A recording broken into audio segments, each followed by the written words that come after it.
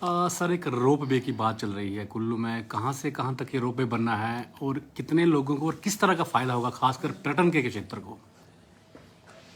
कुल्लू में बिजली महादेव रोपवे बहुत लंबे अरसे से हम सुनते जा रहे हैं। बीच में पूर्व सरकार ने उषा ब्रेको कंपनी को ये टेंडर दिया था।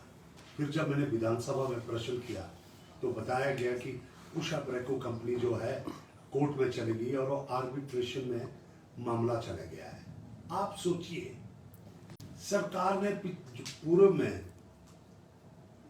धरातल पे इन बातों को लाने के लिए कोई प्रयास नहीं हुए, लेकिन अभी हमें 2 महीने भी नहीं हुए हैं तो हम पूरे प्रयास नए प्रयास हमने किए हैं। इसका जो है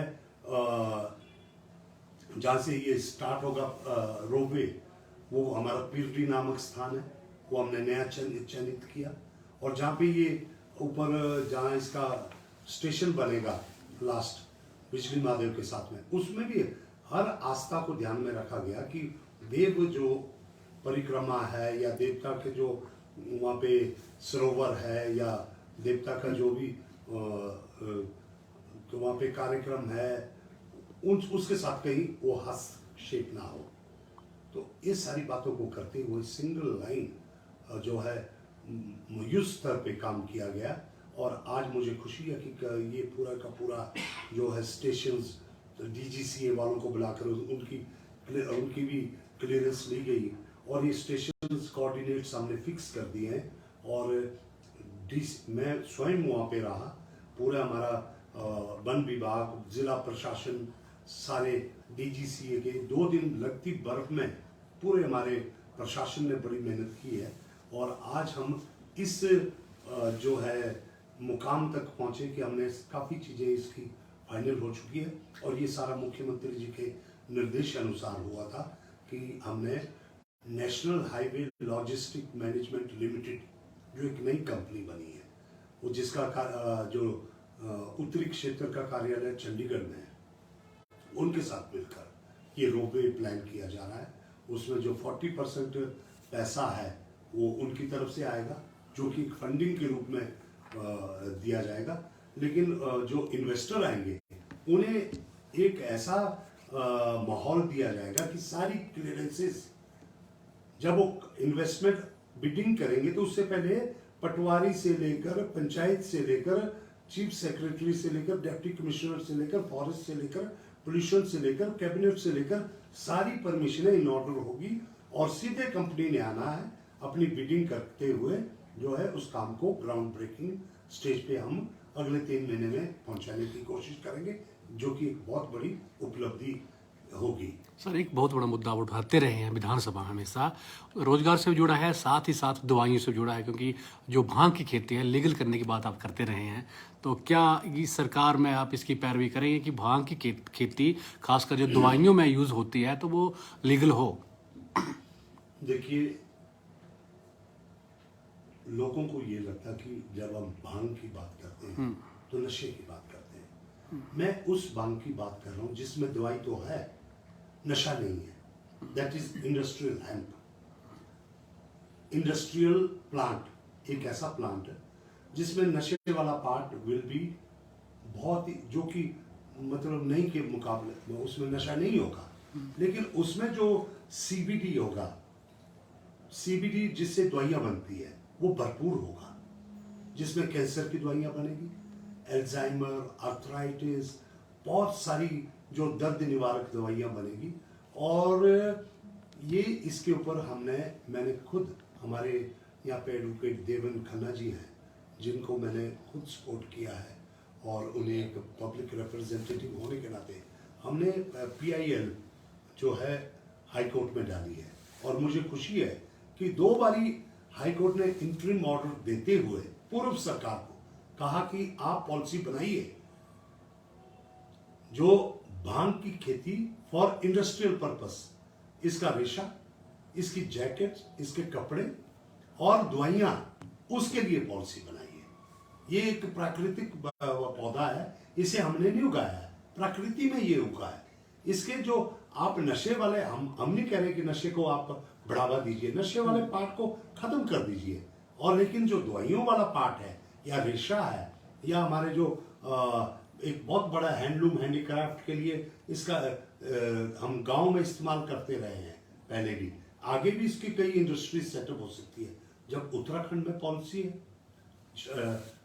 जम्मू कश्मीर में पॉलिसी है, इवन पंजाब में पॉलिसी है, बिहार में पॉलिसी है, उत्तर प्रदेश में तो भांग की जो आम बिक्री है, वाराणसी में मुख्य प्रधानमंत्री जी का जो इलाका है वहां पे तो भांग का बड़े भारी उत्पाद ओपन बेचे जाते हैं।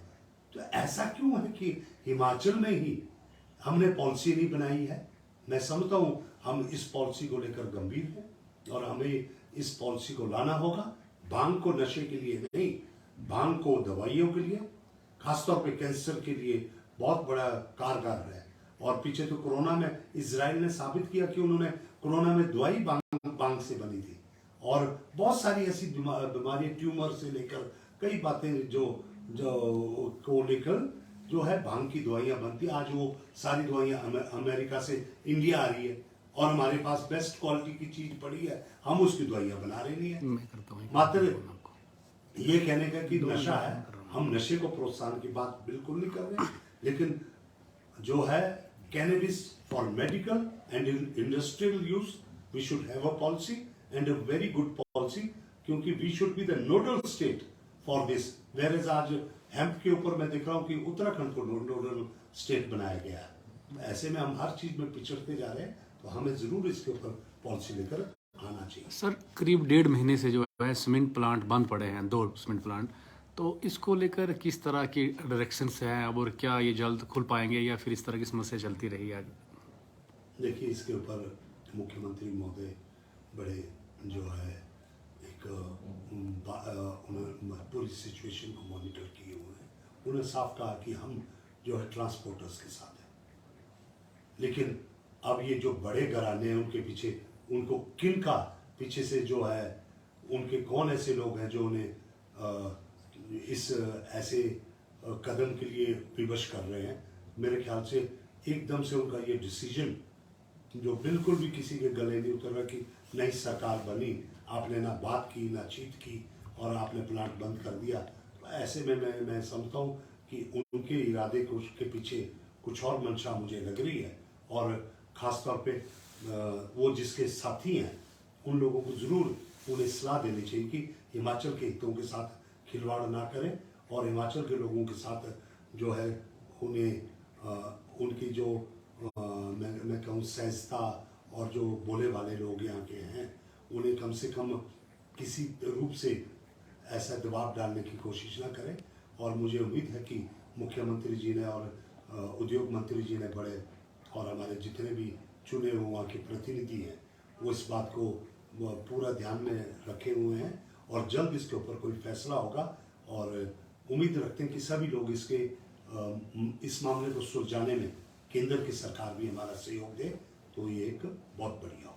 सेंट्रल बजट आ रहा है सर, कितनी उम्मीदें हिमाचल को हैं?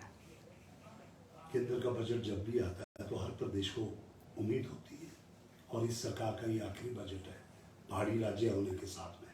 पूर्व में जिस प्रकार से हिमाचल प्रदेश में कर्ज लिए गए, और यहाँ पे डबल इंजन की सरकार होने के बावजूद केंद्र की तरफ से पिछले सालों में कोई भी ऐसा पैकेज हिमाचल को नहीं मिला जिससे कि बड़ा भारी हिमाचल का भला होता।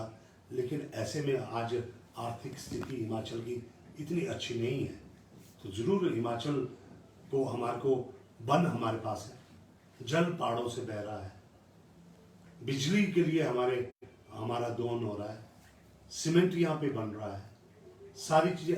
हम बॉर्डर एरिया है, कई हमारी ऐसी मुश्किलातें हैं जिसमें कि हमारी भौगोलिक स्थिति हमारे ऊपर मतलब जो है हमारे लिए बाधा बनती है।